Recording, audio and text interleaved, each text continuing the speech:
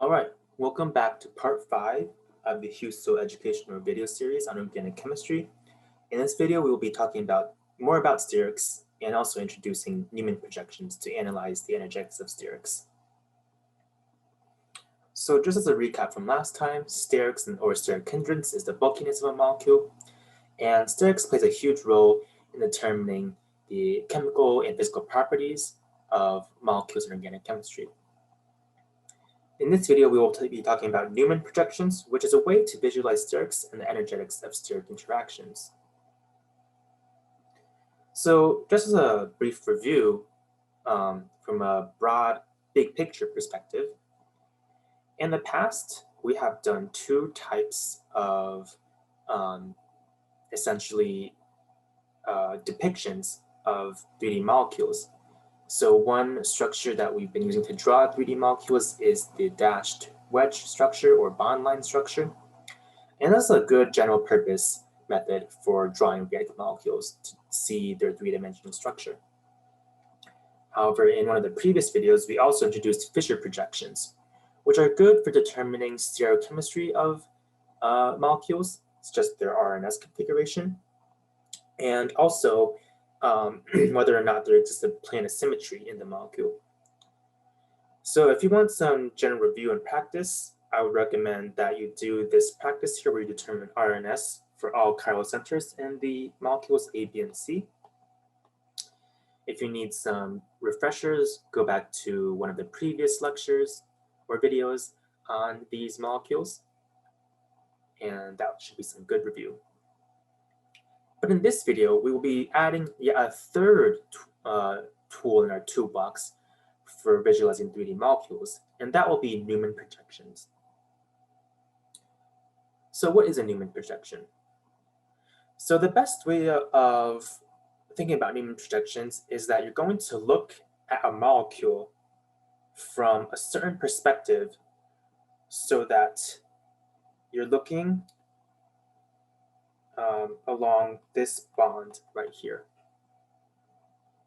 And when you look down this bond, you would see that you would essentially see this picture right here. And why is that? So take a look. So if you look at the molecule from this perspective, the first three, or actually four molecules that you will see are these four molecules: the hydrogen, the chlorine, the methyl, and then the carbon in the center. And that corresponds to this right here.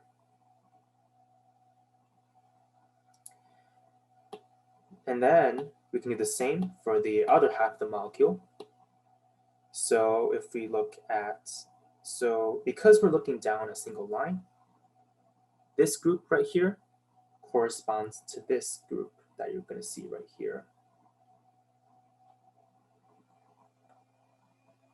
All right.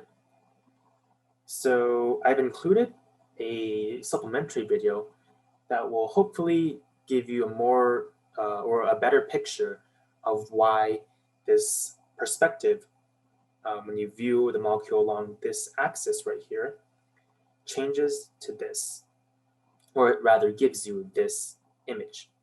So make sure to check out that video if you are still confused on how we got from this structure to this structure by viewing along the blue axis right here. All right, so hopefully you've watched that video. And so now let's do a quick practice on drawing the Newman projection of this molecule. So we're looking at the molecule from this perspective as indicated by the arrow. We want to draw the Newman projection. So let's first start by drawing the front of the molecule that we see. So in the center, we're going to see a carbon, which we'll just indicate with a dot. And we can perhaps think that pointing down is the hydrogen, pointing out of the page is another hydrogen, and pointing, let's see, actually, hold on. Let me correct myself. we have a carbon. Pointing out of the page is a hydrogen. Pointing into the page is a hydrogen, and pointing along the plane of the page is a methyl group. Yeah, so this would be what we see at the front. So just as a reminder, if we look along this direction, this hydrogen right here would map to this hydrogen coming out of the page. This hydrogen right here would map to this hydrogen coming into the page. All right, and now let's draw the posterior side of the molecule when we look at it from this perspective. So we indicate the back carbon by drawing a large circle.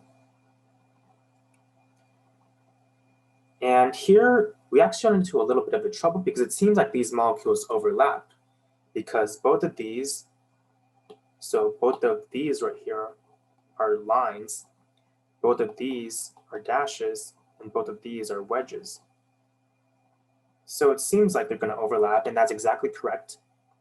So we'd have to draw something like this, where we would have to essentially, so that would be the CH3 along the plane of the page. This is the H at the back going into the page, and this is the H at the front or at the back going into the page. So if I erase these markings right here, hopefully you can begin to visualize that this is what the molecule will look like when we look along this perspective indicated by the arrow. So it's all right if you didn't totally get that. So that's why here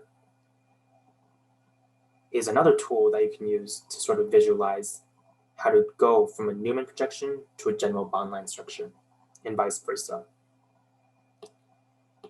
So this middle right here, this middle structure right here is called a Sawhorse structure. And this could be useful for some people to go from bond line structure to Newman projection. So essentially, you can imagine that here we have 2-butanol. So 2-butanol, one of the conformation or one of the configurations of 2-butanol looks like this. Remember that 2-butanol is chiral, or it's an enantiomeric, but we'll just draw one of the enantiomers. And hopefully you can see that if we also draw the hydrogen here, and also the hydrogens here,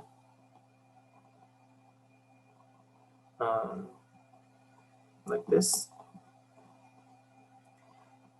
then hopefully you will see that if you look along this plane or this perspective,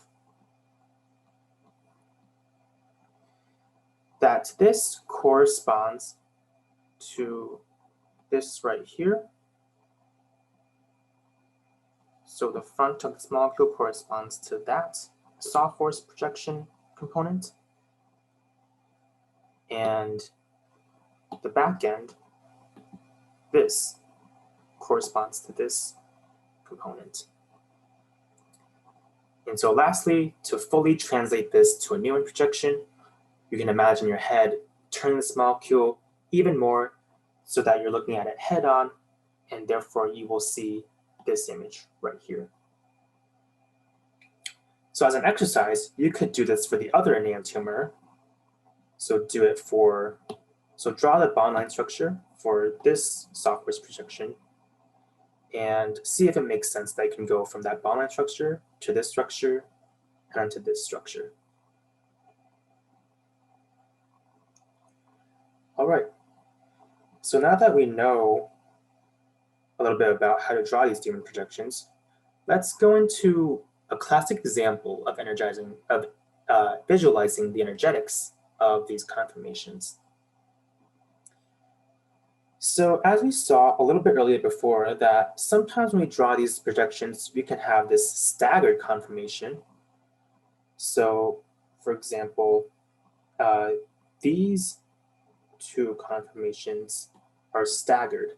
So S for staggered, And what that means is that you can think of it as a hexagon, and the molecules are 60 degrees apart. However, we also have eclipsed conformations. So this is called eclipsed.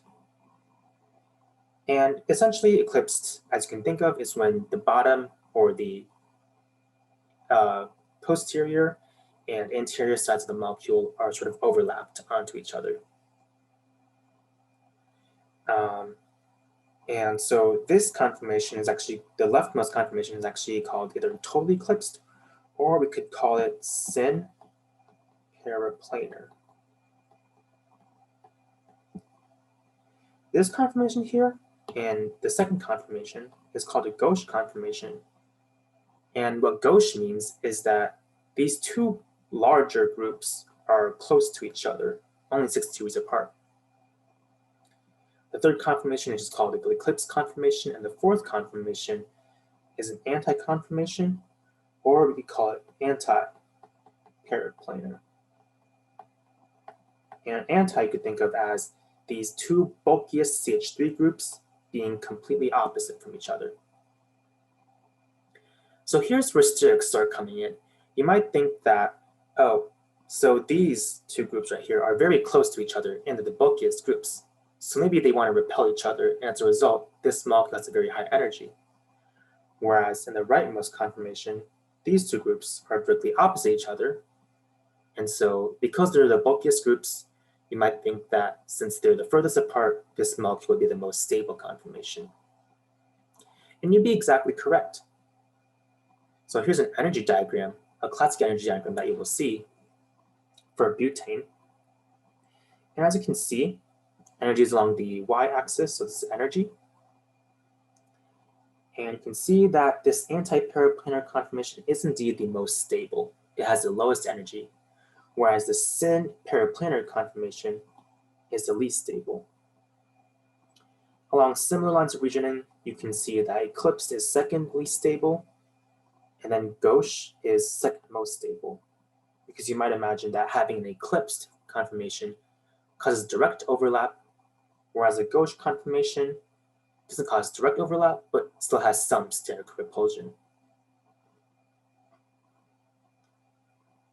So now that we've gone through that, here's a challenge problem.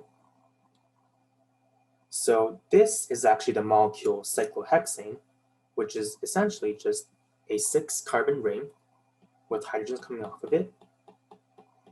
I won't draw all the hydrogens, but you can imagine that there's more hydrogens around this molecule. 2 hydrogens per carbon. And this molecule actually assembles into different conformations, as you can see here. Now, all of these conformations have different energies, as seen in this energy diagram.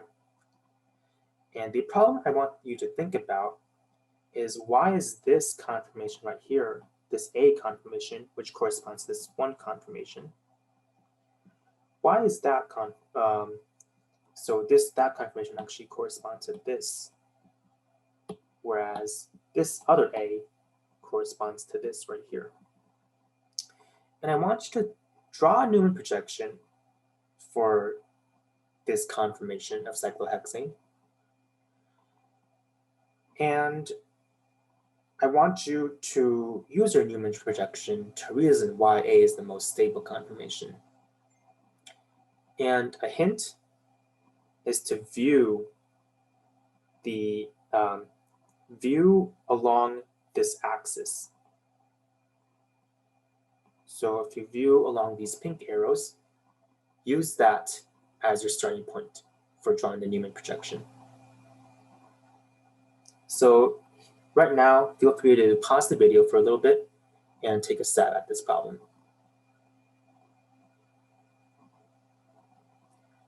All right, so I hope you had a chance to take a shot at this problem. No worries if you were stuck. This is a little bit of a more challenging problem, but it is a really important concept going forward that we'll have to understand. All right, so if you were to view the molecule along these 2 carbons, as indicated using from the hint, you will see that these 2 carbons correspond to these 2 carbons right here. This carbon labeled 6 would then be above the plane that you're viewing from. The carbons labeled 4 and 2 would be behind 1 and 5. So it would be these. So this is 2 and this is 4, respectively. And lastly, carbon 6 would be below the plane, or carbon 3, carbon 3 would be below the plane. So carbon 3 is right here. And what you can see from this diagram, or from this Newman projection, is that all the hydrogens are staggered. And if we remember from what we just talked about a few minutes ago, having a staggered conformation results in the lowest energy conformation. If you're curious, if you were to draw the conformation for the bulk conformation, which is conformation C right here, you would find that everything is eclipsed. And as a result, it has a higher energy conformation. All right, so just as a brief summary, in this video, we talked about Newman projections and how they can be used to analyze sterics. And so now we have a bigger toolbox for visualizing 3D molecules. So remember that bond line structure is more of a general purpose tool.